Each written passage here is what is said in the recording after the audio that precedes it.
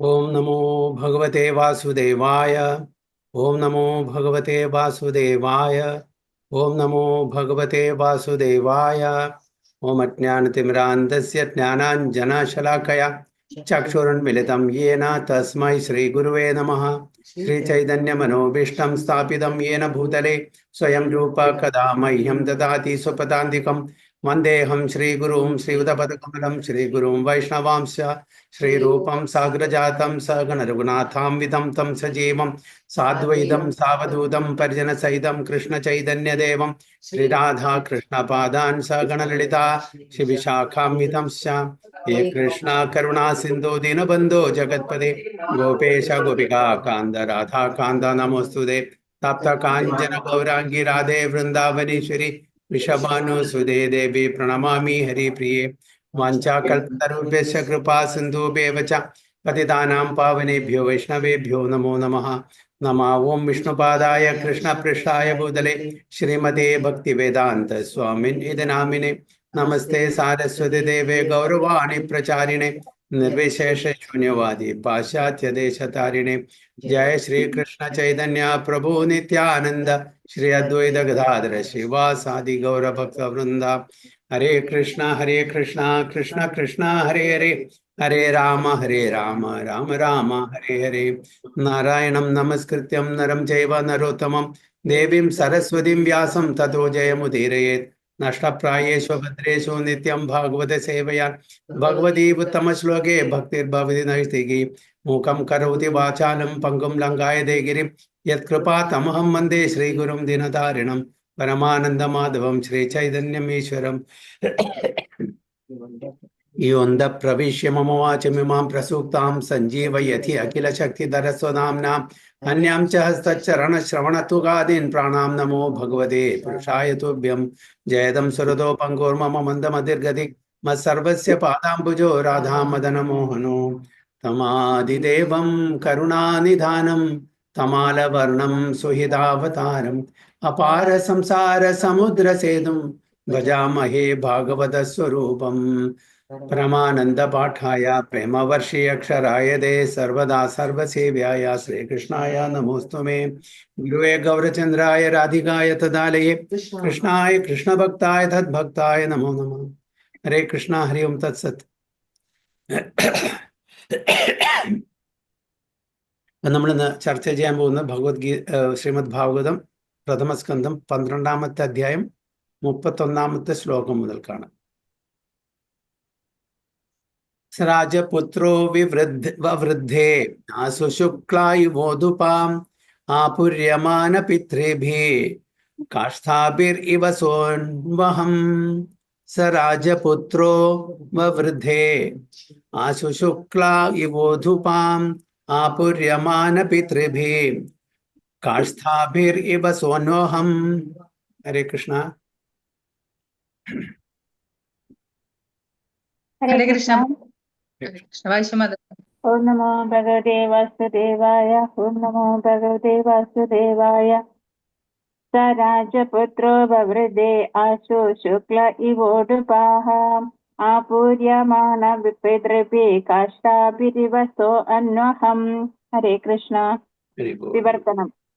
ശുക്ലപക്ഷത്തിൽ എപ്രകാരമാണോ ചന്ദ്രൻ ദിനംതോറും പുഷ്ടി പ്രാപിച്ചു വരുന്നത്, അതേപോലെ രാജകുമാരൻ അതിശീഘ്രം അത്യാഡംബര സമന്വിതമായ സകല സുഖ സൗകര്യങ്ങളോടും കൂടി പിതാമഹന്മാരുടെ സംരക്ഷണത്തിന് കീഴിൽ വളർന്നു വന്നു. ഹരേ കൃഷ്ണ. പ്രഭുജി പ്രണാമം. Hare Bol.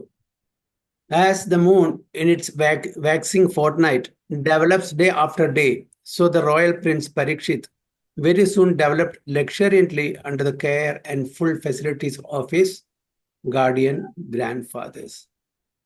Oh, Parikshit Maharajavinu Parikshit എന്നുള്ള പേര് ലഭിച്ചു തന്നെ അദ്ദേഹം ഭഗവാനെ അമ്മയുടെ ഉദരത്തിൽ കണ്ടു.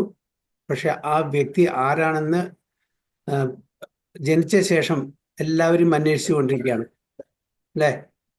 എല്ലാവരും അന്വേഷിച്ചു കൊണ്ടിരിക്കുകയാണ്. അപ്പൊ ആരും കാണില്ല, അതേപോലെ ഒരു വ്യക്തിയും കാണുന്നില്ല. അപ്പൊ അന്വേഷണം എപ്പോഴും തുടർന്നു പോകണം. ഈ വ്യക്തിയാണോ ആ വ്യക്തിയാണോ? അതുകൊണ്ടാണ് പരീക്ഷ ചെയ്തുകൊണ്ട് എക്സാമിൻ ചെയ്തുകൊണ്ട് പരീക്ഷിത്ത് എന്നുള്ള പേര് അദ്ദേഹത്തിന് കിട്ടിയത്. അപ്പോൾ അമ്മയുടെ ഗർഭപാത്രത്തിൽ മുതൽക്ക് തന്നെ ഭഗവാന്റെ ആ അന്വേഷണം തുടങ്ങിക്കഴിഞ്ഞു. അത് ദേഹം വിട്ടുപോകുന്നവരെ തൻ്റെ ആത്മാവ് ഈ ദേഹം പരീക്ഷിത്ത് എന്നുള്ള ആ പേര് നാമധാരിയായിട്ടുള്ള വ്യക്തിയുടെ ദേഹത്ത് നിന്ന് വിട്ടുപോകുന്നവരെ ആ അന്വേഷണം നടന്നു വരുന്നു. അതുകൊണ്ട് 24 മണിക്കൂറും ഭഗവാനെ സ്മരിച്ച് ജീവിക്കുന്ന ഒരാളായിരുന്നു. ശുദ്ധ ഭക്തനായിരുന്നു അദ്ദേഹം, അല്ലെ? ജന്മം മുതൽ അവസാനം വരെ, അവസാനം 7 ദിവസം അത് രാത്രിയും പകലും ഭഗവാന്റെ കഥകൾ കേട്ട്, അതും ആര്യത്തിന് സുഖദേവ് ഗോസ്വാമി റിയലൈസ് അദ്ദേഹത്തിൽ നിന്ന് ഭഗവാനെ പറ്റിയിട്ടുള്ള എല്ലാ ലീലകളും കേട്ട ശേഷമാണ് ഭഗവദ്ധാമിലേക്ക് പോയത്. അപ്പൊ ഇവിടെ ആ ശിശു എങ്ങനെ വളർന്നു എന്നാണ് ചോദിക്കുന്നത്. ആസ് ദ മൂൺ, അത് waxing fortnight, waxing and waning, അല്ലെ? അതായത് ചന്ദ്രൻ വലുതായി കൊണ്ട് വരിക, അതായത് പൂർണിമ വരെ അതങ്ങനെ വലുതായി കാലം അങ്ങനെ വലുതായി വരും. അതേപോലെ ഈ ശിശുവും വളർന്നുകൊണ്ടേയിരുന്നു, അല്ലെ? വാക്സിങ് ഫോർട്ട് നൈറ്റില്. വെയിനിങ് ഫോർട്ട് നൈറ്റിൽ എന്തായിരിക്കും? അത് കുറഞ്ഞ് ആ കല കുറഞ്ഞു വരും. ഇവിടെ വാക്സിങ് ഫോർട്ട് നൈറ്റ് ആണ്, അത് വളർന്നു വരുന്ന കുട്ടിയാണ്. അപ്പൊ അതേപോലെ വലുതായി നല്ല നല്ല ഗുണം ഉള്ള, നല്ല നല്ല ക്വാളിറ്റീസ് ഉള്ള, നല്ല നല്ല സ്വഭാവങ്ങൾ വളർന്നുകൊണ്ടേയിരുന്നു ആ പരീക്ഷിത് മഹാരാജും. അപ്പൊ എങ്ങനെ അതിവിടെ വളരെ പ്രത്യേകിച്ച് പറയുന്നുണ്ട്. So the royal prince Parikshit very soon develop luxuriantly, വളരെ ആർഭാടമായിട്ടുള്ള ഒരു ജീവിതമായിരുന്നു. കാരണം രാജകുടുംബത്തിലാണ് ജനിച്ചത്. എല്ലാവരും നല്ല നല്ല ഭക്തന്മാരായിരുന്നു. രാജകുടുംബത്തിൽ ജനിച്ച രാജാക്കന്മാരെ പോലെ ജീവിക്കുകയാണ് ചെയ്യുന്നത്. അതായത് baby born with a silver spoon in his mouth പോലെ. പക്ഷെ എങ്കിലും ഇവിടെ ഒരു കാര്യം നമ്മൾ മനസ്സിലാക്കേണ്ടത്, develop luxuriantly under the care and full facilities of his guardian grandfathers. ആരുടെ കെയറിലായിരുന്നു വളർന്നത്? ഗാർഡിയൻ ഗ്രാൻഡ് ഫാദേഴ്സ്, അവരുടെ സംരക്ഷണത്തിലായിരുന്നു. അപ്പൊ ആർഭാട ജീവിതമാണെങ്കിലും കൂടിയിട്ട് വളരെ നന്നായിട്ട് അവരെ, ആ പരീക്ഷിത് മഹാരാജിനെ പരിപാലിച്ച് നല്ലൊരു ഭക്തനാക്കി കൊണ്ടുവരാനുള്ള കഴിവ് അവർക്കുണ്ട്. കാരണം അവരെല്ലാം ഭക്തന്മാരാണ്, പാണ്ഡവന്മാരെല്ലാവരും ഭക്തന്മാരാണ്. അപ്പൊ വഴി തെറ്റിപ്പോവില്ല. സാധാരണ നമുക്ക് ഐശ്വര്യം വന്നാൽ കൂടുതൽ ആൾക്കാരും വഴി തെറ്റിപ്പോവും. അതാണ് കുന്തി മഹാറാണി പറയുന്നത്, ജന്മൈശ്വര്യ ശ്രുത ശ്രീഭിർ ഏതമാന മതപ്പുമാൻ, അല്ലെ? ജന്മ, ഐശ്വര്യ, ശ്രുത, ശ്രീ, ഈ 4 നാം ആർക്കാണ് ഉള്ളത്, അത് ശരിക്ക് വിനിയോഗിച്ചില്ലെങ്കിൽ നമ്മൾ വഴി തെറ്റിപ്പോകും, നമ്മൾ പാപകർമ്മങ്ങളിൽ ഏർപ്പെടും. അപ്പൊ ഇത് വർദ്ധിക്കാനാണ് അവരെല്ലാവരും നോക്കുക. ഇത് കിട്ടിക്കഴിഞ്ഞാൽ അപ്പൊ ഭഗവാന്റെ ഭക്തിയുത സേവനന്മാർക്കും നമ്മൾ തെറ്റായുള്ള വഴിയിലൂടെ പോകാനുള്ള എല്ലാ സാഹചര്യം നമുക്കുണ്ട്. അപ്പൊ ഇത് ഒരു കണക്കിന് ഈ ജന്മ, ഐശ്വര്യ, ശ്രുത, ശ്രീ, ജന്മം എന്ന് പറഞ്ഞാൽ നല്ലൊരു പാരന്റേജ്. ഇവിടെ പരീക്ഷിത് മഹാരാജ് നല്ലൊരു പാരന്റേജ് ആണ്, നല്ലൊരു കുലം, നല്ലൊരു വംശത്തിലാണ്. എല്ലാവരും ഭക്തന്മാരാണ്, എല്ലാവരും രാജകുടുംബത്തിൽ, ക്ഷത്രിയ കുടുംബത്തിലാണ്. അവർക്ക് എല്ലാ ആർഭാടങ്ങളിലും ജീവിക്കാൻ പറ്റും. അങ്ങനത്തെ ഒരു കുലത്തിലാണ്, വളരെ കീർത്തിയുള്ള ഒരു കുടുംബത്തിലാണ് ജനിച്ചിരിക്കുന്നത്. അപ്പോൾ ആ ജന്മം കൊണ്ടും നല്ലൊരു ആത്മാവാണ് അദ്ദേഹം, നല്ലൊരു ഭക്തനാണ്, അല്ലെ? ജന്മ, ഐശ്വര്യം എന്ന് പറഞ്ഞാൽ എന്താണ്? വെൽത്ത്. ഓക്കെ, ഇവിടെ മെറ്റീരിയൽ വെൽത്ത് മാത്രമല്ല, ഇവിടെ സ്പിരിച്വൽ വെൽത്തും ഉണ്ട് അദ്ദേഹത്തിന്. ഭൗതിക തലത്തിലുള്ള ആ ഒരു വെൽത്ത് മാത്രമല്ല, ധനം മാത്രമല്ല, സ്പിരിച്വൽ ആയിട്ടുള്ള ഒരു വെൽത്തും, സ്പിരിച്വൽ ക്രെഡിറ്റ്സും ഉണ്ട്. സ്പിരിച്വൽ ആയിട്ടുള്ള വെൽത്തും ഇവിടെ പരീക്ഷിത് മഹാരാജാവിനുണ്ട്. അത് കുലമഹിമ ഉണ്ട്. അതായത് അമ്മയുടെ ഉദരത്തിൽ തന്നെ ഭഗവാനെ കണ്ടിട്ടുള്ള ഒരു വ്യക്തിയാണ്, അല്ലെ? അപ്പൊ അതുകൊണ്ട് ഐശ്വര്യമുണ്ട്, ശ്രുത നോളജ്, നല്ല ജ്ഞാനമുണ്ട്, പിന്നെ ശ്രീ സൗന്ദര്യമുണ്ട്. അപ്പൊ ഇത് 4 ഒത്തുചേർന്നാൽ ഏതൊരു വ്യക്തിയാണ്, അതായത് ശരിക്ക് പ്രോപ്പർ ഗൈഡൻസ് ഇല്ലെങ്കിൽ, പ്രോപ്പർ കെയർ ഇല്ലെങ്കിൽ ഏതൊരു വ്യക്തിയാണ് വഴി തെറ്റാതിരിക്കുക? അപ്പൊ ഇന്ന് കാണുന്ന എല്ലാ ആൾക്കാരും, വഴി തെറ്റിയ ആൾക്കാരും, മിക്ക ആൾക്കാരും അത് നല്ല ഒരു വെൽത്തി ബാക്ക്ഗ്രൗണ്ടിൽ നിന്ന് വരുന്നതാണ്. ആ വെൽത്ത്, ആ ധനം എങ്ങനെ വിനിയോഗിക്കണം എന്നറിയില്ല. അത് പ്രോപ്പർ കെയറോ ഗൈഡൻസോ നമ്മുടെ മാതാപിതാക്കൾ കൊടുത്തിട്ടില്ലെങ്കിൽ തീർച്ചയായിട്ടും അവിടെ വഴി തെറ്റാനുള്ള ചാൻസ് ഉണ്ട്. അപ്പൊ ഇവിടെ വളരെ പ്രധാനപ്പെട്ട ഒരു കാര്യം നമ്മൾ മനസ്സിലാക്കേണ്ടത്, under the care and full facilities of his guardian grandfathers, അവരെല്ലാം തന്റെ മക്കളെ, എസ്പെഷ്യലി ഈ അദ്ദേഹത്തിന് അച്ഛനില്ല, അഭിമന്യു ഇല്ല, അല്ലെ? അപ്പൊ ആരുടെ കെയറിലാണ്, പരിപാലനത്തിലാണ് ഇവിടെ വളർന്നു വന്നത്? Grandfathers. യുധിഷ്ഠിര മഹാരാജ, അർജുനൻ, ഭീമൻ, നകുല, ഇവരെല്ലാവരും ഉണ്ട്. ഇവരുടെ ഒരു പരിപാലനത്തിലാണ് അദ്ദേഹം വളർന്നു വന്നത്. അപ്പോൾ കുട്ടിക്കാലം മുതൽക്കേ എല്ലാ കാര്യങ്ങളും വേണ്ട പോലെ പറഞ്ഞു കൊടുത്ത് അവരെ വളർത്തിക്കൊണ്ടുവരേണ്ട ആ ഒരു അവസരം പരീക്ഷിത് മഹാരാജിന് കിട്ടി. അപ്പോൾ അതുതന്നെ പ്രഭുപാദിയും അങ്ങനെ തൻ്റെ ഒരു പേഴ്സണൽ എക്സ്പീരിയൻസ് പറയാണ്. പ്രഭുപാദ പേഴ്സണൽ എക്സ്പീരിയൻസ് എന്താണ് പറയുന്നത്? എനിക്കും ഈ ഹംബിൾ സെൽഫിനും കുട്ടിക്കാലം മുതൽക്കേ അങ്ങനത്തെ ഒരു അറ്റ്മോസ്ഫിയർ, ഒരു എൻവയറമെന്റ് കിട്ടി. കാരണം പ്രഭുപാദരുടെ അച്ഛനും നല്ലൊരു ഡിവോട്ടി ആയിരുന്നു, അദ്ദേഹം തന്നെ പറയാണ്. അപ്പൊ കുട്ടിക്കാലം മുതൽക്കേ ക്ഷേത്രത്തിൽ രാധാ ഗോവിന്ദന്റെ അമ്പലം അവിടെ അടുത്ത് തന്നെയാണ്, അവിടെ കൊണ്ടുപോകും. പ്രഭുപാദയ്ക്ക് ഡേറ്റീസിന് കൊടുത്തു, രാധാകൃഷ്ണ ഡേറ്റീസിന് കൊടുത്തു. അപ്പൊ പ്രഭുപാദ അവിടെ പോകുന്ന സമയത്ത് എങ്ങനെയാണ് ഈ ആരതികൾ ചെയ്യുന്നത്, എങ്ങനെയാണ് ഈ കാര്യങ്ങളെല്ലാം ചെയ്യുന്നത്, അത് കണ്ട് അത് പ്രകാരം വീട്ടിൽ വന്നിട്ട് തൻ്റെ അച്ഛൻ കൊടുത്തിരിക്കുന്ന ഡേറ്റീസിനെ ആരതി ചെയ്യാനും ബാക്കിയുള്ള കാര്യങ്ങളും ഇമിറ്റേറ്റ് ചെയ്യാൻ തുടങ്ങി. അങ്ങനെ ആ ഒരു അറ്റ്മോസ്ഫിയറിലാണ് ഇവിടെ പ്രഭുപാദയും വളർന്നിരിക്കുന്നത്. എപ്പോഴും തൻ്റെ അച്ഛൻ ഏത് സന്യാസി വരുമ്പോഴും തൻ്റെ വീട്ടിലേക്ക് വിളിക്കും, അവർക്ക് പ്രസാദം കൊടുക്കും, അവരെ ആദരിച്ച് ബഹുമാനിച്ച് വേണ്ട പോലെ അവർ പരിചരിച്ചു വിടും. അവരോടൊക്കെ എന്താണ് അഭ്യർത്ഥിക്കാറ്? പ്രഭുപാദ നല്ലൊരു ഭക്തനായി മാറണേ, ഭക്തനായി തന്നെ, അതിനുള്ള ആശീർവാദം കൊടുക്കാനുമാണ്.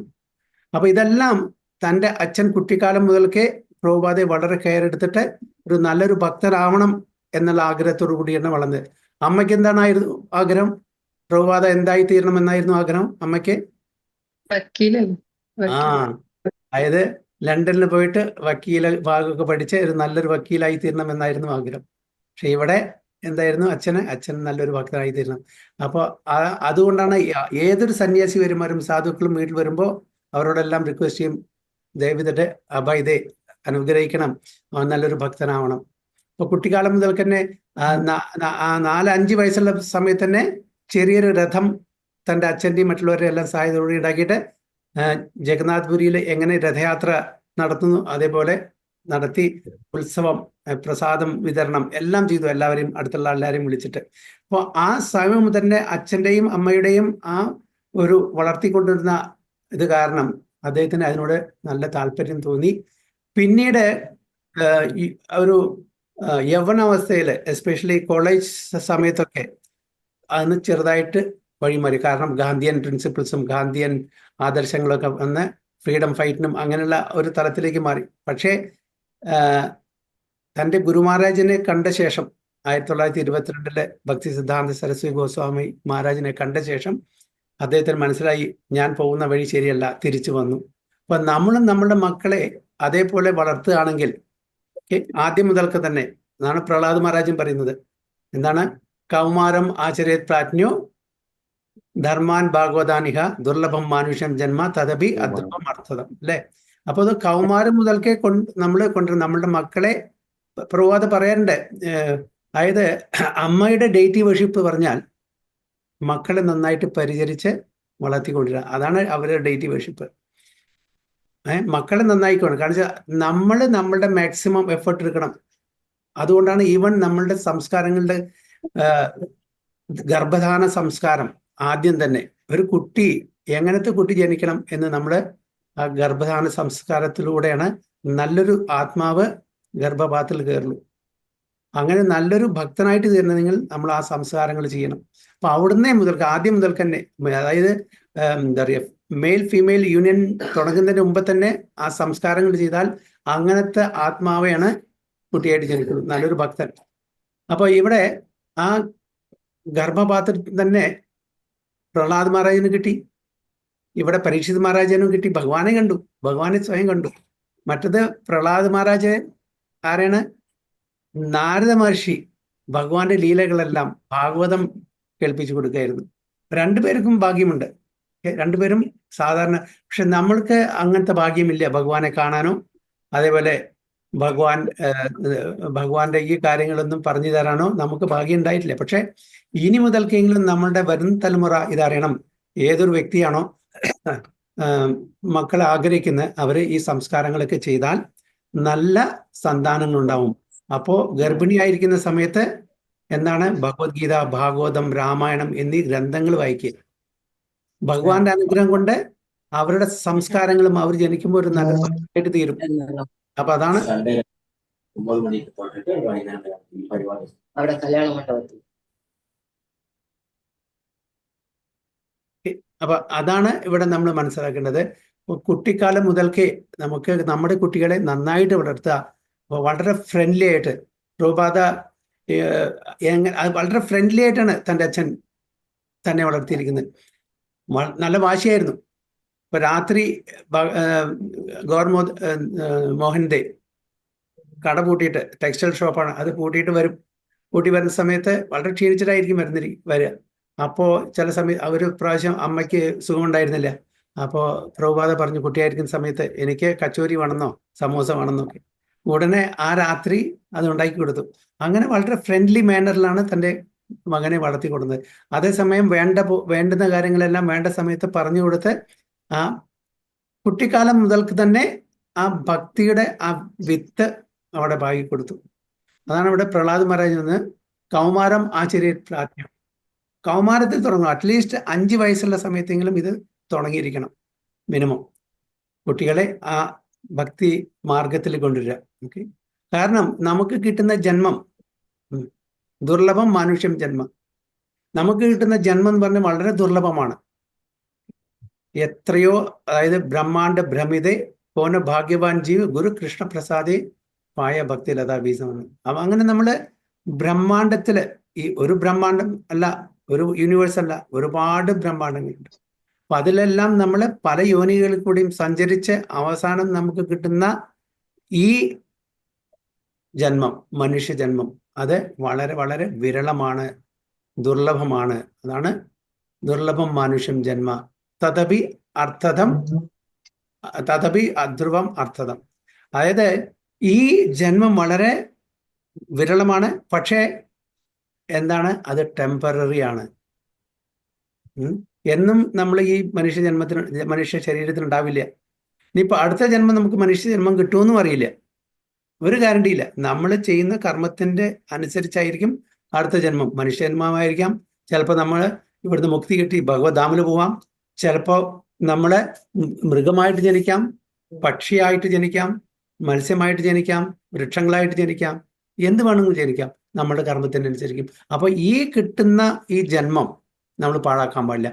കാരണം നമ്മൾ പറയും, ഓ ഈ ജന്മത്തില്ലെങ്കിൽ അടുത്ത ജന്മത്തിന് വെക്കാൻ പാടില്ല. അടുത്ത ജന്മം നമ്മുടെ കയ്യിലല്ല. അതുകൊണ്ട് ഈ ജന്മം തന്നെ, ഈ life time it self we should get out. നമ്മുടെ ഈ സംസാര ചക്രത്തിൽ നിന്ന് നമ്മൾ മുക്തി നേടി ഭഗവത്ധാമിലെ ഭഗവാന്റെ തൃപ്പാദങ്ങളിലേക്ക് പോകണം. അതിനുള്ള കാര്യം നമ്മൾ നാളത്തേക്ക് വെക്കാൻ പാടില്ല. ഓക്കെ. ഇന്ത്യയിലൊരു ചൊല്ലുണ്ട്, കൽ കരേസോ അപ് കർ, അപ് കരേസോ കൽ കരേസോ ആജ് കർ, ആജ് കരേസോ അപ് കർ, അല്ലേ? അങ്ങനെ ഒരു ചൊല്ലുണ്ട്. അപ്പൊ അതായത് നാളേക്ക് നീട്ടി വെക്കാൻ പാടില്ല, പ്രോകാസ്റ്റിനേറ്റ് ചെയ്യാൻ പാടില്ല. അപ്പൊ ഈ ലൈഫിൽ തന്നെ കാണിച്ചാൽ അടുത്ത ജന്മം നമ്മുടെ കയ്യിലല്ല. ഈ ജന്മം ഇപ്പോൾ ഈ നിമിഷം നമ്മുടെ കയ്യിലാണ്, കഴിഞ്ഞു പോയ നിമിഷം നമ്മുടെ കയ്യിലല്ല.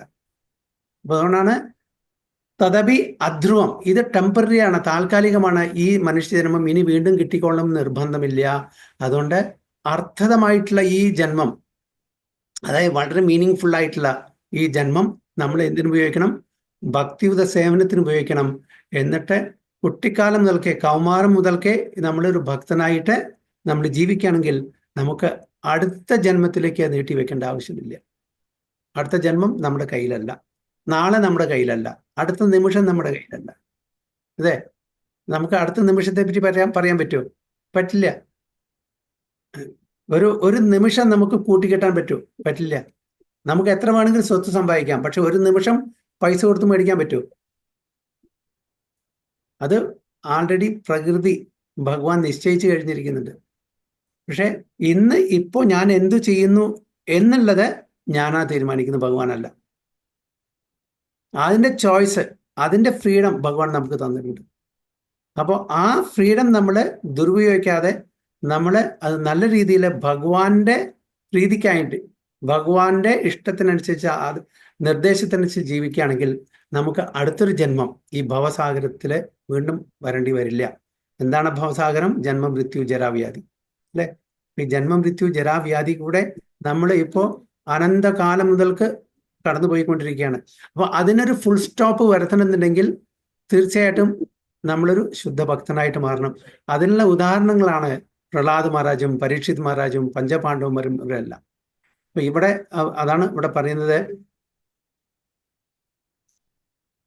ലക്ഷറിയന്റ്ലി വളരെ നല്ലൊരു കുടുംബത്തിലാണ്, വളരെ ആർഭാടമായിട്ട് അവർക്ക് ജീവിക്കാനുള്ള അവസരം ഉണ്ട്. അവർ അങ്ങനത്തെ ഒരു കുലത്തിലാണ്, ആ ഒരു ലീനേജിലാണ് അവർ ജനിച്ചിരിക്കുന്നത്. പക്ഷെ എങ്കിലും കൂടിയിട്ട് എങ്ങനെ ജീവിക്കണം, എങ്ങനെ ഒരു ഭക്തനായിട്ട് ജീവിക്കണം എന്ന് പറഞ്ഞു കൊടുക്കാനുള്ള ഗാർഡിയൻ ഗ്രാൻഡ് ഫാദേഴ്സ് അവർക്കുണ്ടായിരുന്നു. അതുകൊണ്ട് തെറ്റായിട്ടുള്ള വഴി കൂടെ ഒരിക്കലും പോകില്ല എന്ന് നമുക്ക് തീർച്ച. അപ്പൊ നമ്മളും കുട്ടിക്കാലത്ത് നമുക്ക് അങ്ങനത്തെ ഒരു സാഹചര്യം ഉണ്ടായിരുന്നില്ല. പക്ഷെ ഇനിയെങ്കിലും നമുക്ക് ഇത് അറിഞ്ഞ ശേഷം നമ്മുടെ മക്കളെ എങ്ങനെ നന്നായിട്ട് വളർത്തണം, നമ്മുടെ മക്കളെ അല്ലെങ്കിൽ നമ്മുടെ പേരമക്കളെ എങ്ങനെ നന്നായിട്ട് വളർത്തണം, നല്ലൊരു ഭക്തനായിട്ട് വളർത്തണം എന്നുള്ളത് നമ്മൾ മനസ്സിലാക്കിയിട്ട് അതനുസരിച്ചിട്ട് പറഞ്ഞു കൊടുക്കാനെങ്കിലും നമുക്ക് ഇപ്പോൾ കഴിയണം എന്നാണ്. So text 32. യക്ഷ്യമാനോ സ്വമേധേന ജ്ഞാതിദ്രോഹ ജിഹാസയാം രാജലബ്ധാ ധനോ ദധ്യോ നാന്യത്രാകരദണ്ഡയോ. യക്ഷ്യമാനോ സ്വമേധേന ജ്ഞാതിദ്രോഹ ജിഹാസയാം രാജലബ്ധാ ധനോ ദധ്യോ നാന്യത്രാകരദണ്ഡയോ. ഹരേ കൃഷ്ണ. ഹരേ കൃഷ്ണ പ്രഭു. ഓം നമോ ഭഗവതേ വാസുദേവായ. യക്ഷ്യമാണോഷുമേധേന ജ്ഞാതിദ്രോഹ ജിഹാസയാ രാജാ ലബ്ധ ധനോ ദദ്യൗ നാന്യത്ര കരദണ്ഡയോ. വിവർത്തനം ഭാവാർത്ഥം ബൈ ഹിസ് ഡിവൈൻ ഗ്രേസ് അഭയ ചരണാരവിന്ദ ഭക്തി വേദാന്ത സ്വാമി ശ്രീല പ്രഭുപാദ് കി ജയ്. ഈ സമയം ബന്ധുജനങ്ങളുമായി യുദ്ധം ചെയ്തതിനാൽ ഏർപ്പെട്ട പാപത്തിൽ നിന്നും മുക്തി നേടുവാനായി ഒരു അശ്വമേധ യജ്ഞം നടത്തുന്നതിനെ കുറിച്ച് രാജാവ് യുധിഷ്ഠിരൻ ആലോചിക്കുകയായിരുന്നു. എന്നാൽ പിഴയായും നികുതിയായും ലഭിക്കുന്ന ധനത്തിനു പുറമെ അധിക ധനമേതുമില്ലാതിരുന്നതിനാൽ ധനം സ്വരൂപിക്കുന്നതിനെ കുറിച്ച് അദ്ദേഹം ഉത്കണ്ഠാകുലനായി തീർന്നു. ഹരേ Krishna. Just at this time, King Yudhishthira was considering performing a horse sacrifice to get freed from sins incurred from fighting with kinsmen, but he became anxious to get some wealth, for there were no surplus funds outside the fines and tax collection. ഈ സമയത്താണ് യുധിഷ്ഠിര മഹാരാജാവ് അശ്വമേധ യജ്ഞം ചെയ്യാൻ വേണ്ടിയിട്ടുള്ള ആലോചനയിൽ ഇരിക്കുന്നത്. Okay, എന്താണ് കാരണം? To get freed from the sins incurred from fighting with kinsmen. Yudhishthira മഹാരാജാവ് ഒരു ശുദ്ധഭക്തനാണ്. ഈ യുദ്ധം നടന്നത് ഭഗവാന്റെ അറിവോട് കൂടിയാണ്, ഭഗവാന്റെ ആജ്ഞപ്രകാരമാണ്. അപ്പോൾ യുധിഷ്ഠിരമാരാവിന് ഇതിന് വല്ല പാപ കർമ്മങ്ങളും അനുഭവിക്കേണ്ടി വരുമോ?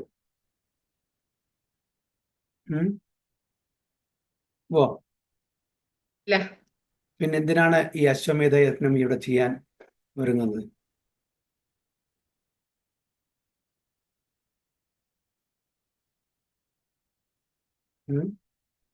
പിന്നെന്തിനാണ് ഈ അശ്വമേധ യജ്ഞം?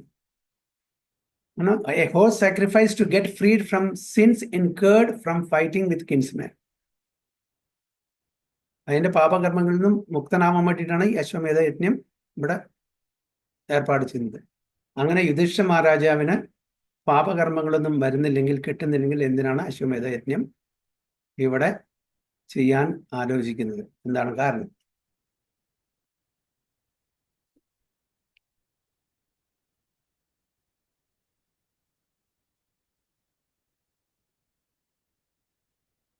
ഇനി വരുന്ന തലമുറയ്ക്ക് വേണ്ടിയിട്ടാണ്. യെസ്, അതൊരു കാരണമാണ്, നല്ലൊരു കാരണം. ഗുഡ് മാതാജി. ഇനി വരുന്ന തലമുറയ്ക്ക് ഒരു മാതൃകയായി തീരാണ്. അത് മാത്രമല്ല, എല്ലാവരും പറഞ്ഞിട്ടും യുധിഷ്ഠിര മഹാരാജാവിന് ഒരു വിശ്വാസം വരുന്നില്ല.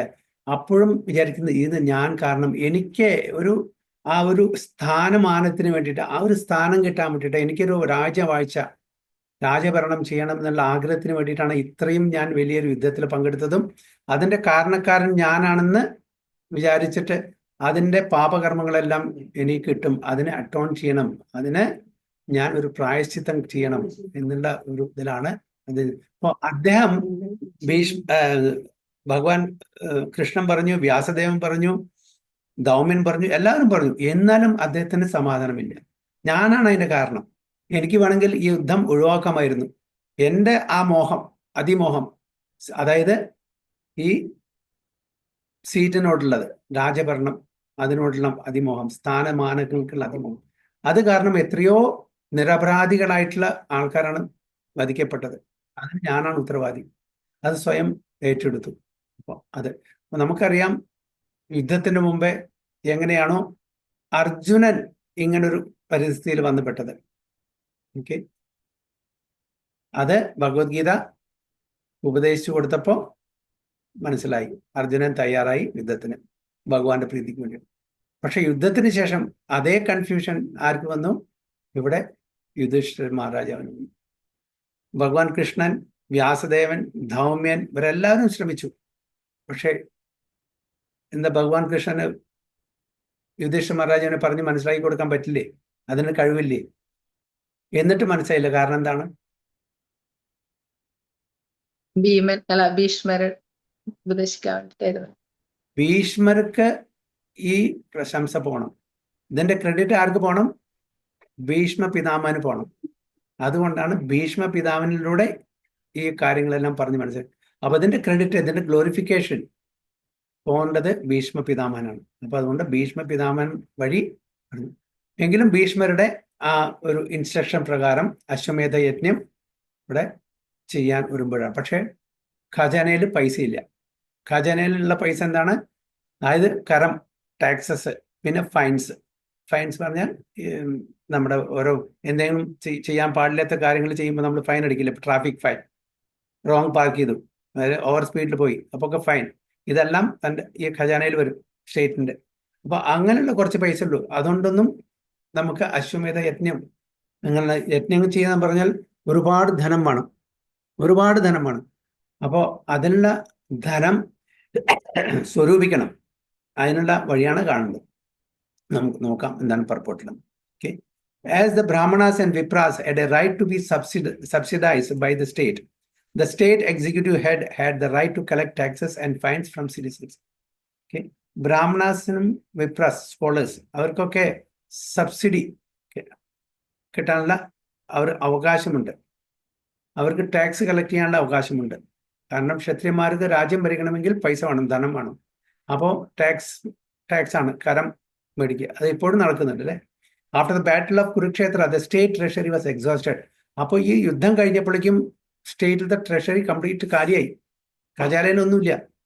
യുദ്ധം എന്ന് പറഞ്ഞാൽ ഇപ്പം അത് എവിടെയായാലും ശരി യുദ്ധം. ഇപ്പം നമ്മൾ ഇപ്പോഴത്തെ പ്രസന്റ് സിറ്റുവേഷൻ നോക്കിയാൽ മതി. ഒരു മിസൈല് ഉണ്ടാക്കണമെങ്കിൽ എത്ര പൈസ വേണം? അത് ഡിസ്ട്രോയ് ആയി കഴിഞ്ഞാൽ എത്ര പൈസ പോകണം? അപ്പോൾ എത്ര അങ്ങനെ നശിപ്പിക്കപ്പെടുന്നു, എത്ര വീണ്ടും ഉണ്ടാക്കണം.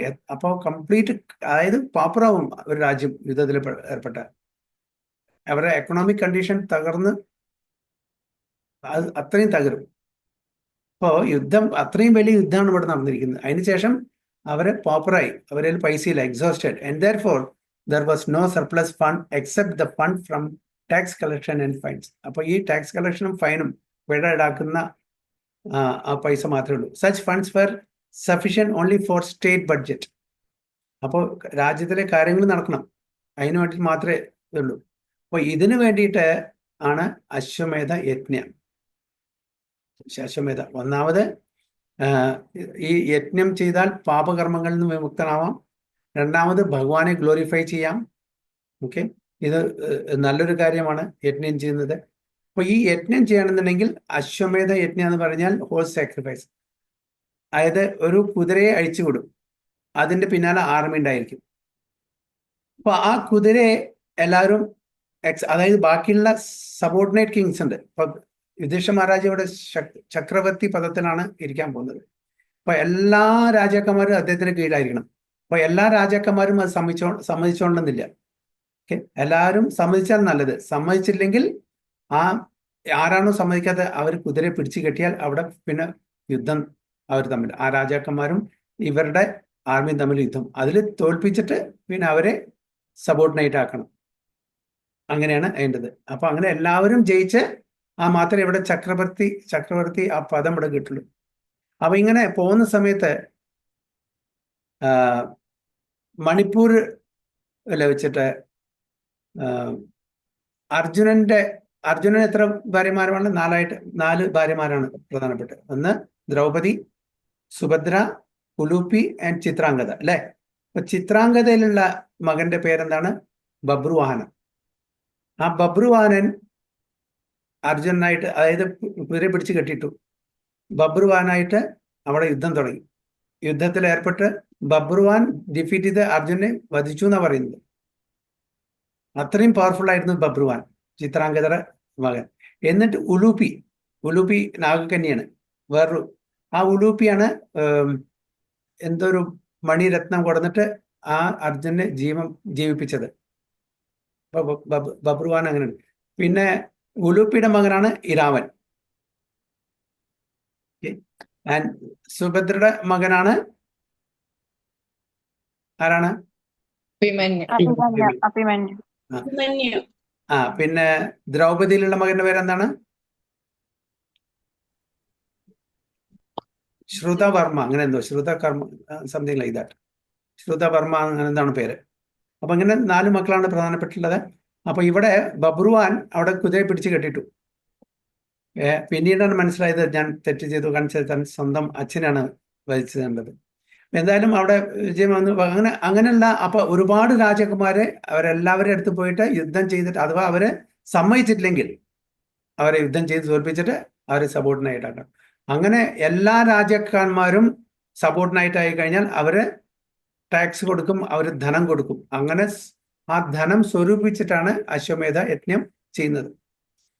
ഇപ്പൊ രാജസൂയ യജ്ഞമുണ്ട്. എന്താണ് രാജസൂയം യജ്ഞം?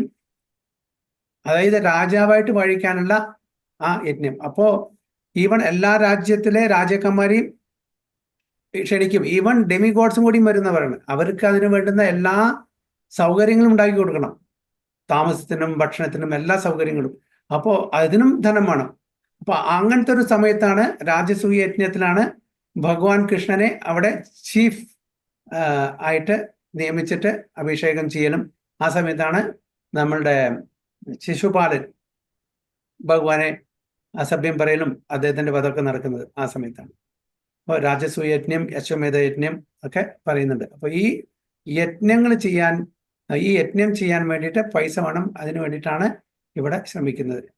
So such funds were sufficient only for the state budget, and having no excess fund, the king was anxious to get more wealth in some other way in order to perform the whole sacrifice. Maharaja Yudhishthira wanted to perform the sacrifice under the instruction of Bhishma Deva. അപ്പോൾ യുധിഷ്ഠിര മഹാരാജാവ് ആരുടെ നിർദ്ദേശപ്രകാരമാണ്? ഭീഷ്മദേവന്റെ എന്നാണ് ഇതിനുള്ള എല്ലാ നിർദ്ദേശങ്ങളും അദ്ദേഹം സ്വീകരിക്കുന്നത്. എങ്ങനെ ചെയ്യണം? കാരണം വെച്ചാൽ ഇത് സാധാരണ ചെയ്യാൻ പറ്റുന്ന ഒരു കാര്യമല്ല. ഇത് സാധാരണ ചെയ്യാൻ നമുക്ക് പറ്റില്ല. അത്രയും ധനമാണ്. അത് അത്രയും ധനമുണ്ടെങ്കിലേ ചെയ്യാൻ പറ്റൂ. അത് മാത്രമല്ല, ഒരുപാട് ഒരുക്കമാനങ്ങളും വേണം. അപ്പോൾ ധനം മാത്രം പോരാ, ആൾബലം വേണം. അത് അറിയുന്ന പുരോഹിതന്മാരും വേണം. പക്ഷെ ഇന്നത്തെ കാലത്ത് നമുക്ക് ഈ യജ്ഞങ്ങൾ, അതായത് പ്രത്യേകിച്ച് ഏതോ പർപ്പോട്ടിൽ വരുന്ന പർപ്പോട്ടിൽ, അതിന് മുമ്പത്തെ പർപ്പോട്ടിൽ അറിയില്ല, പ്രത്യേകിച്ച് പറയുന്നുണ്ട്, ഇന്നത്തെ കാലത്ത് അങ്ങനത്തെ യജ്ഞങ്ങൾ ചെയ്യാനുള്ള ധനമോ അതിനുള്ള കഴിവോ അതിനുള്ള യോഗ്യതയോ ഒന്നും നമുക്കില്ല. അതുകൊണ്ട് ഇങ്ങനത്തെ യജ്ഞങ്ങൾ കലികാലത്തിൽ വർജിച്ചിരിക്കുന്നു. കലികാലത്ത് ഈ യജ്ഞങ്ങളെ റെക്കമെൻഡ് ചെയ്യുന്നില്ല. പിന്നെ എന്താണ് യജ്ഞം? എന്ത് യജ്ഞമാണ് കലികാലത്ത് നമ്മൾ ചെയ്യണത്? സങ്കീർത്തന യജ്ഞം, ജപയജ്ഞം. ഓക്കെ. അപ്പോ ആ ജപയജ്ഞത്തിന്റെ പുരോഹിതൻ ആരാണ്? ചൈതന്യ മഹാപ്രഭു. അല്ല, പുരോഹിതൻ നമ്മളെ തന്നെ. നമ്മൾ വേറൊരു ക്ഷേത്രത്തിൽ പോയാൽ നമ്മളവിടെ പൂജ ചെയ്യാറില്ല. നമുക്ക് വേണ്ടിയിട്ട് ഒരു പുരോഹിതൻ അവിടെ ഉണ്ട്. നമുക്ക് ചെയ്യാൻ അറിയില്ല, അല്ലെ? പക്ഷെ ഇവിടെ ഈ സങ്കീർത്തന യജ്ഞം ചെയ്യുന്നത് നമ്മൾ തന്നെ, നമ്മളാണ് നമ്മുടെ പുരോഹിതൻ.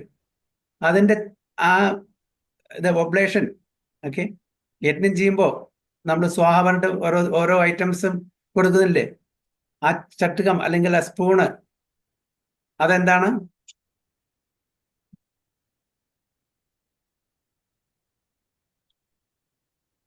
ഉം? എന്താണത്?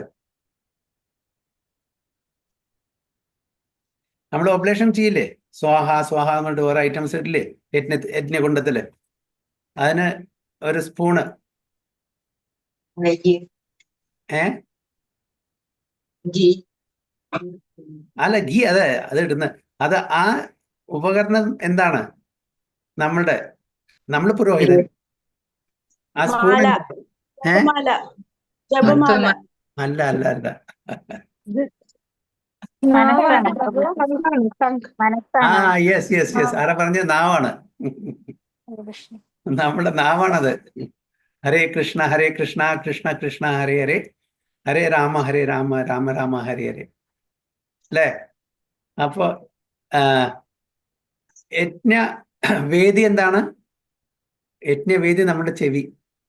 യജ്ഞപതി ആരാണ്? ഭഗവാൻ ആ ഭഗവാൻ വിഷ്ണു ഭഗവാൻ എവിടെ ഇരിക്കുന്നു? നമ്മുടെ ഹൃദയത്തിൽ ഇരിക്കുന്നു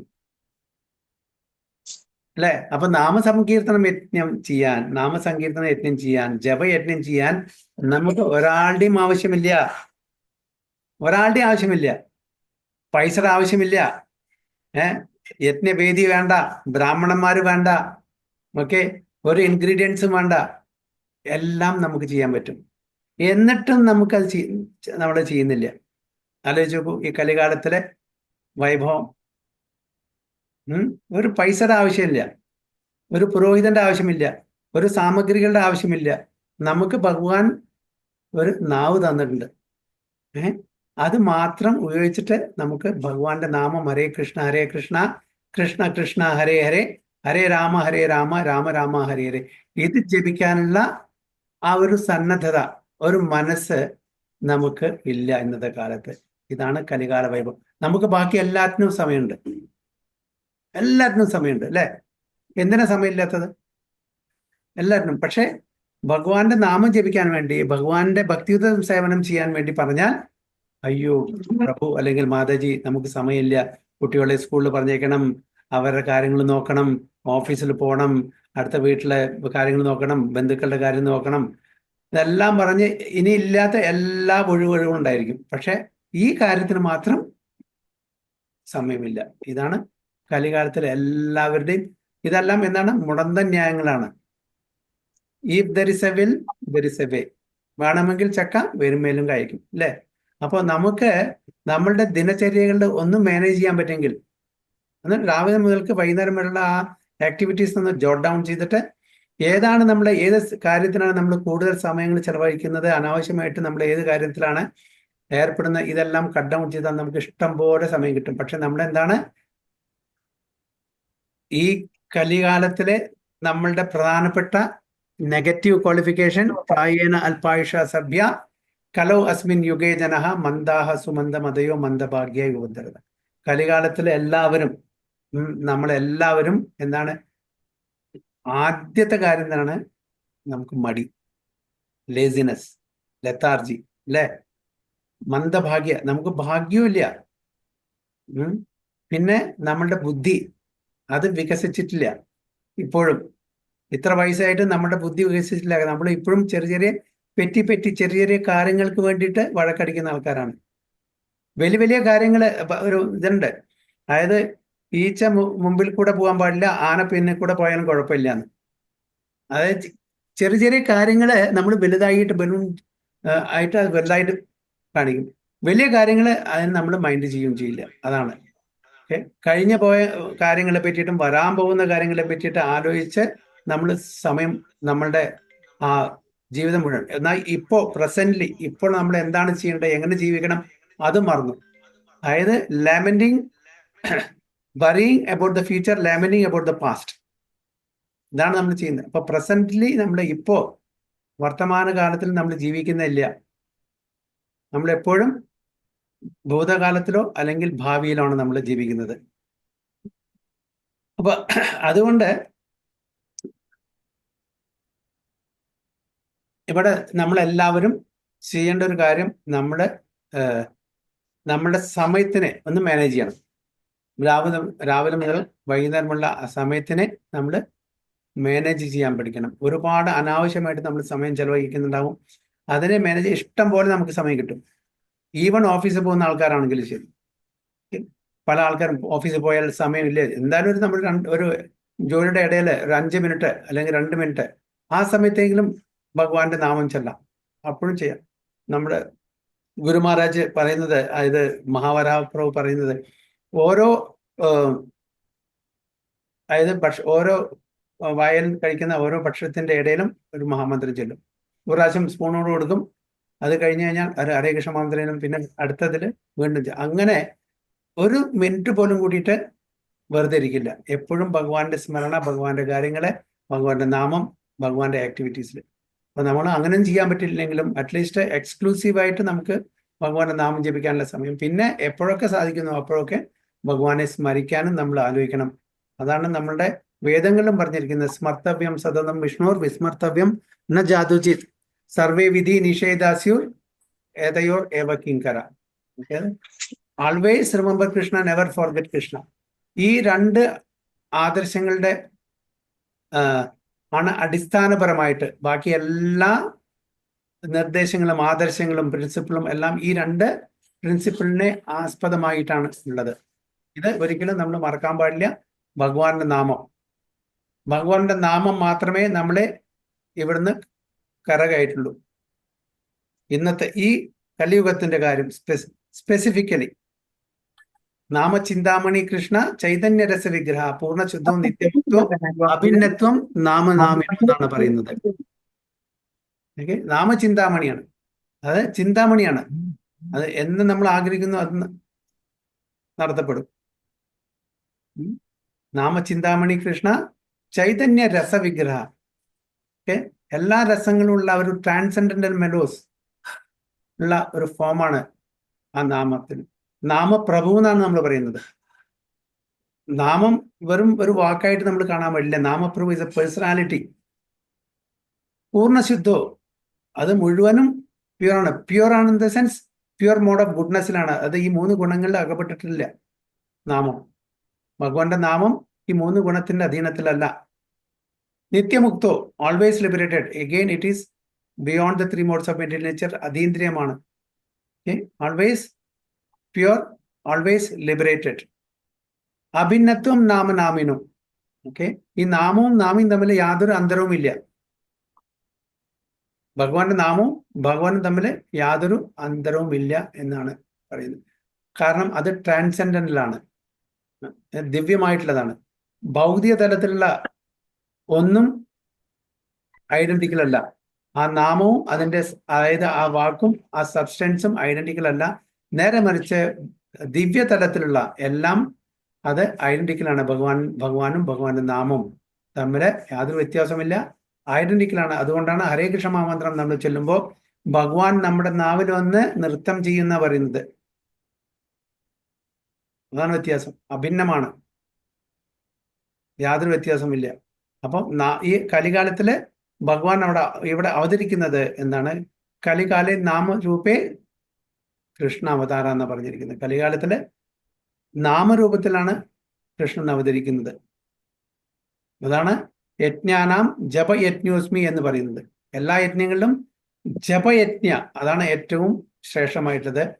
ആരുടെ നാമം, ആ ജപം എന്തായിരിക്കണം അതും നമുക്ക് പറഞ്ഞു തന്നിട്ടുണ്ട് കലി സന്തരണ ഉപനിഷത്തില്. ഹരേ കൃഷ്ണ കൃഷ്ണ കൃഷ്ണ ഹരേ ഹരേ, ഹരേ രാമ രാമ രാമ ഹരേ ഹരേ. അപ്പൊ ഒരുപാട് നാമങ്ങളുണ്ട് ഭഗവാന്റെ. അപ്പൊ ഏത് നാമം ജപിക്കണം എന്ന് പറഞ്ഞ് കൺഫ്യൂഷൻ വേണ്ട. കലികാലത്തിൽ ജപിക്കാൻ പറ്റുന്ന ഏറ്റവും നല്ലൊരു മന്ത്രം, മഹാമന്ത്രമായിട്ട് നമ്മൾ അറിയപ്പെടുന്നത് ഹരേ കൃഷ്ണ മഹാമന്ത്രമാണ്. ഇത് ചൈതന്യ മഹാപ്രഭു സ്വയം നമുക്ക് പറഞ്ഞു തന്നാണ്.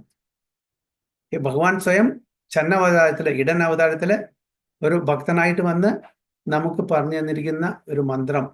അപ്പോൾ ആ മന്ത്രം നമ്മൾ ഉച്ചരിച്ചാൽ അത് നമ്മളുടെ ആ പ്യൂരിഫിക്കേഷൻ പ്രോസസ്സ് അപ്പം തന്നെ തുടങ്ങും. കൃഷ്ണ എന്നുള്ളൊരു വാക്ക് മാത്രം മതി, ഒരുപാട് അനർത്ഥങ്ങൾ നമ്മളുടെ ഹൃദയത്തിൽ നിന്ന് പോകുന്ന പറയുന്നത്. അപ്പോൾ നമ്മൾ ഒരു ദിവസേന 16 മാല ചൊല്ലുമ്പോൾ എത്ര അനർത്ഥങ്ങൾ അത് പ്യൂരിഫൈ ആകും. ഇവിടെ മഹാരാജ യുധിഷ്ഠിരൻ wanted to perform this sacrifice under the instruction of ഭീഷ്മദേവത്തിന്റെ നിർദ്ദേശപ്രകാരം ഈ സാക്രിഫൈസ് അത് പല കാര്യങ്ങളുണ്ട് അതിന്റെ പിന്നില്. ഒന്നാമത് താൻ ചെയ്തിട്ടുള്ള ഈ പാപകർമ്മ മുക്തി, പിന്നെ ഇതിലൂടെ ഭഗവാനെ പ്രീതിപ്പെടുത്തുക, ഇതിലൂടെ വരുന്ന തലമുറയ്ക്ക് ഒരു മാതൃകയാവുക. ഇതെല്ലാമാണ് ഇതിന്റെ ഉദ്ദേശം. അപ്പൊ ഭഗവാനെ പ്രീതിപ്പെടുത്തുക എന്നുള്ളതാണ് ഫസ്റ്റ്, ബാക്കിയെല്ലാം സെക്കൻഡറി ആണ്. അപ്പൊ നമ്മൾ എന്ത് ചെയ്യുന്നതോ അതെല്ലാം ഭഗവാന്റെ പ്രീതിക്ക് വേണ്ടി ചെയ്യണം എന്നാണ് ഭഗവത്ഗീതയിൽ പറയുന്നത്. യത് കരോസി ദസ്നാസി യത് ജുഹോസി ദദാസി യത് തപസ്യസി കൗന്ദയ തത് കുരുഷ മതർക്കണം. നമ്മൾ എന്ത് ആക്ടിവിറ്റി ചെയ്യുന്നു, എന്ത് ഭക്ഷണം കഴിക്കുന്നുവോ, എന്ത് ദാനം ചെയ്യുന്നു, എന്ത് തപസ് ചെയ്യുന്നു, ഇതെല്ലാം ഭഗവാന്റെ പ്രീതിക്ക് വേണ്ടി ചെയ്യണം എന്നാ പറയുന്നത്. അപ്പൊ ഈ യജ്ഞം ആർക്ക് വേണ്ടി ചെയ്യണം? ആരുടെ പ്രീതിക്ക് വേണ്ടിയിട്ട് ചെയ്യണം? തന്റെ സെൻസ് ഗ്രാറ്റിഫിക്കേഷൻ അല്ല, ഭഗവാന്റെ പ്രീതിക്ക് വേണ്ടി ചെയ്യണം. ഓക്കെ, അപ്പൊ ഭഗവാനാണ് അവിടെ സെൻട്രൽ പോയിന്റ്, ഫോക്കൽ പോയിന്റ്. ആ ഭഗവാന്റെ പ്രീതിക്ക് വേണ്ടി ചെയ്താൽ ഭഗവാന്റെ അനുഗ്രഹം കൊണ്ട് നമുക്ക് എല്ലാം നല്ലതേ വന്നു ചേരും, മംഗളമായിട്ടുള്ള കാര്യങ്ങൾ വന്നു ചേരും. ടെക്സ്റ്റ് 33. തദ്ഭവിപേത്രം ആലക്ഷ്യ ഭ്രാതരോ അച്യുത ചോദിതാം ധനം പ്രഹീണമാജാരൂർ ഉദീച്യാം ദിശി ഭൂരിഷാം തഭിപ്രേതം ആലക്ഷ്യ ഭ്രാതരോ അച്യുത ചോദിതാം ധനം പ്രാഹീണമാജാരൂർ ഉദീച്യാം ദിശി ഭൂരിഷാ. ഹരേ കൃഷ്ണ. ഹരേ കൃഷ്ണ പ്രഭു. ഹരേ കൃഷ്ണ. ഓം നമോ ഭഗവതേ വാസുദേവായ.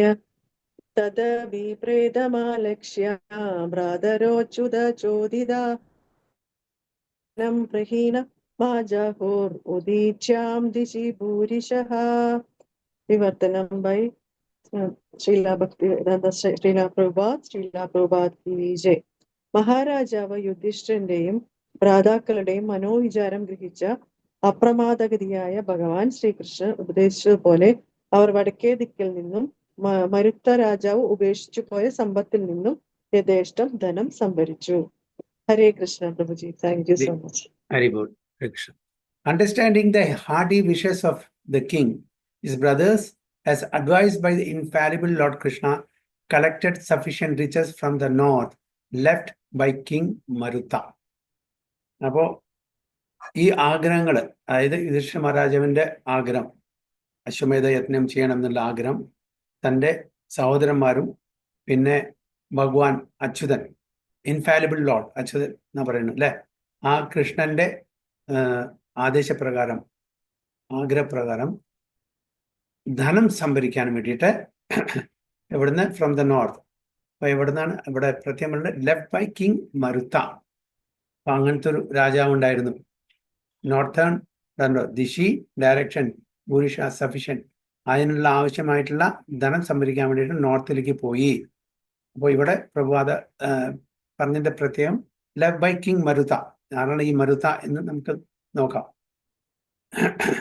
Maharaja മരുത്ത, one of the great emperors of the world. He reigned over the world long before the reign of Maharaja Yudhishthira. അപ്പോൾ അദ്ദേഹം ഭരിച്ചിരിക്കുന്ന കാലഘട്ടം മഹാരാജാവ് യുധിഷ്ഠിരർ ഭരിച്ചതിന്റെ ഒരുപാട് മുമ്പെയാണ്. Long before. He was the son of Maharaja Avikshit. Avikshit എന്നുള്ള മഹാരാജാവിന്റെ മകനായിരുന്നു ആര്? ഈ Marutta. And was a great devotee of the son of the sun god. Sun ഗോഡിന്റെ മകന്റെ ഒരു ഭക്തനായിരുന്നു. ആരാണത്? Known as Yamaraja. യമരാജാവിന്റെ ഭക്തനായിരുന്നു. His brother Samvarta was a rival priest of the great Brihaspati. അദ്ദേഹത്തിന്റെ ബ്രദറിന്റെ സംവർത്ത ബൃഹസ്പതിയുടെ ഒരു ശത്രു, റൈവൽ പ്രീസ്റ്റ് ആയിരുന്നു. The learned priest of the ഡെമിഗോഡ്സ്. Brihaspati ആരുടെ പ്രീസ്റ്റ് ആണ്? പുരോഹിതനാണ്.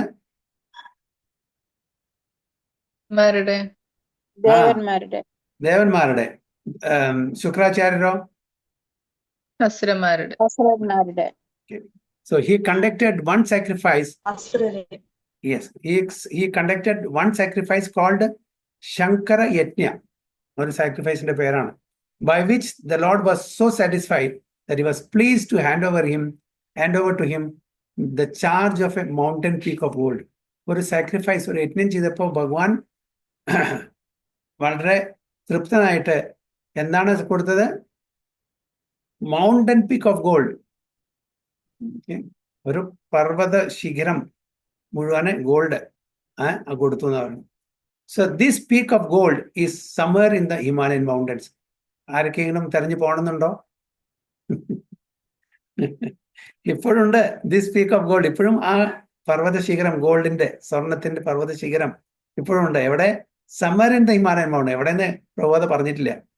അത് പറഞ്ഞിട്ടുണ്ടെങ്കിൽ ഈ പുസ്തകത്തിൽ അതിന്റെ കംപ്ലീറ്റ് ഒരു GPS ഉണ്ടെങ്കിൽ ഈ ഭാഗവതം എത്രയോ നമ്മൾ ഡിസ്ട്രിബ്യൂട്ട് ചെയ്യേണ്ട ആവശ്യമില്ല. എല്ലാവരും വന്ന് ഇഷ്ടം പോലെ വാങ്ങിക്കൊണ്ട് പോകും അല്ലേ? അതിന്റെ കംപ്ലീറ്റ് ഇൻഫർമേഷൻ ഉണ്ടെങ്കിൽ എവിടെയാണെന്ന് കിട്ടുകയാണെങ്കിൽ അപ്പൊ നമുക്ക് ബുക്ക് ഡിസ്ട്രിബ്യൂഷന്റെ പ്രശ്നമേ വരുന്നില്ല. എല്ലാവരും അന്വേഷിച്ച് വന്ന് മേടിച്ചുകൊണ്ട്. So he was pleased to hand over to him the charge of mountain peak of gold. This peak of gold is somewhere in the Himalayan mountains, and modern adventurers may try to find it there. Prabhupada പറയുന്നുണ്ട്, ആൾക്കാര് അവിടെ അന്വേഷിച്ച് കണ്ടുപിടിക്കാൻ നോക്കും. He was so powerful an emperor that at the day's end of sacrifice, the demigods from the other planets like Indra, Chandra, and Brihaspati used to visit his place. സാക്രിഫൈസിന്റെ അവസാനം even ദേവി ദേവതമാരെ ഇന്ദ്രനും ചന്ദ്രനും ബൃഹസ്പതിയും ഈ palace, ഇദ്ദേഹത്തിന്റെ രാജകൊട്ടാരം visit ചെയ്യുമായിരുന്നു. And because he had the gold peak at his disposal, he had sufficient gold in his possession. The canopy of the sacrificial altar was completely made of gold. അതിന്റെ മകുടം completely സ്വർണ്ണം കൊണ്ടുണ്ടാക്കിയതായിരുന്നു. In his daily performances of the sacrificial ceremonies, some of the inhabitants of the Vayuloka, airy planets, were invited to expedite the cooking work of the ceremony, and the assembly of the demigods in the ceremony was led by Vishwadeva. ഇപ്പോൾ ഇവരെല്ലാവരും വിളിച്ച് ഇതെല്ലാം ഈ ceremony എല്ലാം വളരെ നന്നായിട്ട് അവർ ചെയ്യുമായിരുന്നു. അപ്പോൾ and the assembly of the demigods in the ceremony was led by Vishvadeva എന്നുള്ള ഒരു ഡെമിഗോഡായിരുന്നു ഇത് ലീഡ് ചെയ്തിരുന്നത്. By his constant pious work, he was able to drive out all kinds of diseases from the jurisdiction of his kingdom. അപ്പൊ ആ പുണ്യകർമ്മങ്ങളുടെ ആ ബലം കൊണ്ട് എല്ലാ അസുഖങ്ങളും മാറ്റാനുള്ള, മിറ്റിഗേറ്റ് ചെയ്യാനുള്ള കഴിവും അദ്ദേഹത്തിനുണ്ടായിരുന്നു. അദ്ദേഹത്തിന്റെ രാജ്യത്തിൽ അങ്ങനെ ഒരു അസുഖങ്ങൾ ഉണ്ടായിരുന്നില്ല. അദ്ദേഹത്തിന് അതിനുള്ള ആ ബലം, പുണ്യകർമ്മം ചെയ്തിട്ടുള്ള ബലം ഉണ്ടായിരുന്നു. All the inhabitants of higher planets like Devaloka and Pitraloka were pleased with him for his great sacrificial ceremony. അപ്പൊ ഇങ്ങനെ യജ്ഞങ്ങൾ ചെയ്തുകൊണ്ട് ദേവലോകത്തിലുള്ള ആൾക്കാരും പിതൃലോകത്തിലുള്ള ആൾക്കാരും വളരെ തൃപ്തരായിരുന്നു. Every day he used to give in charity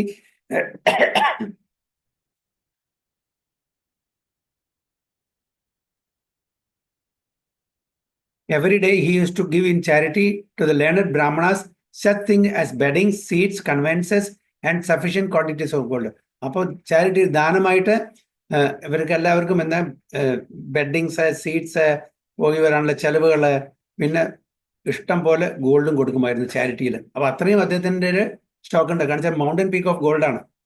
because of munificent charities and performances of innumerable sacrifices, the king of heaven, Indradeva, was fully satisfied with him and always wished for his welfare. ഇന്ദ്രദേവനും അദ്ദേഹത്തിന്റെ വെൽഫെയറിന് വേണ്ടി ആഗ്രഹിച്ചു കാണിച്ച അത്രയും ഒരു ദാനശീലമുള്ള ഒരു രാജാവുമായിരുന്നു ഈ രാജാവ്. Due to his pious activities, he remained a young man throughout his life and reigned over the world for 1000 years. Even Lord Sri Krishna praised his spirit of pious activities. He handed over his only daughter to Maharishi Angira, and by his good blessings, he was elevated to the kingdom of heaven. First of all, he wanted to offer the priesthood of his sacrifices to learned Brihaspati, but the demigod refused to accept the post because of the king's being a human being, a man of this earth.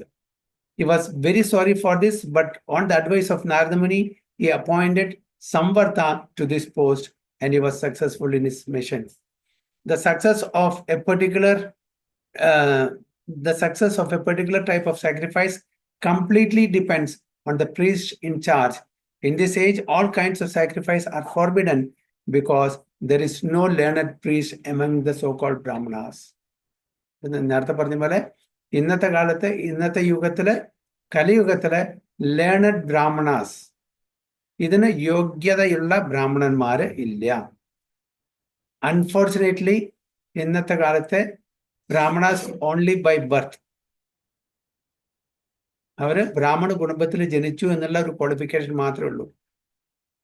അവർക്ക് മറ്റുള്ള യാതൊരു qualification, വളരെ ദുർലഭം പേരാണ് Brahmanical ക്വാളിഫിക്കേഷനിലുള്ളത്. കലിയുഗത്തിന്റെ ഇതാണ്, ഒന്നും പറഞ്ഞിട്ട് കാര്യമില്ല. അപ്പൊ ഇന്ന് ബ്രാഹ്മണനും ക്ഷത്രിയനും വൈശ്യനും ശൂദ്രനും എല്ലാം ഒരേ തലത്തിലാണ് ജീവിക്കുന്നത്. who go by false notion of becoming sons of brahmanas without brahmanical qualification. അതുകൊണ്ട് ഇന്നത്തെ കാലത്ത് ദ്വിജന്മാരില്ല, ദ്വിജ ബന്ധുക്കളേ ഉള്ളൂ. Friends of the twice born. In this age of Kali, therefore, only one kind of sacrifice is recommended, Sankirtana Yajna, as inaugurated by Lord Sri Chaitanya Mahaprabhu. ഈ യുഗത്തില് കലിയുഗത്തില് ചൈതന്യ മഹാപ്രഭു തന്ന ആ ഒരേ ഒരു remedy വർക്കേ ഉള്ളൂ, സങ്കീർത്തന യജ്ഞ. നാമസങ്കീർത്തനം യജ്ഞ സർവ പാപ പ്രണാശനം പ്രണാമോ ദുഃഖശമനസ് തം നമാമി ഹരിം പരം. ശ്രീമദ് ഭാഗവതത്തിന്റെ അവസാനത്തെ വേഴ്സ് കൺക്ലൂഡ് തന്നെ നമ്മുടെ നാമസങ്കീർത്തനം. അപ്പൊ ഈ യജ്ഞയാണ് നമ്മളെല്ലാവരും ഹൃദയത്തോട് ചേർത്ത് വെച്ച് നമ്മൾ ഇത് പ്രാക്ടീസ് ചെയ്യാൻ ശ്രമിക്കണം. ഹരേ കൃഷ്ണ. നെക്സ്റ്റ് 34 അല്ലേ? 34.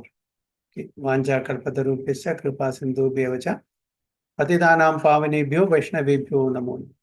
अनंत कोटि वैष्णव की जय, श्रील प्रभुपाद की जय, गुरु महाराज की जय, निताय गो प्रेमानंदे हरि हरि।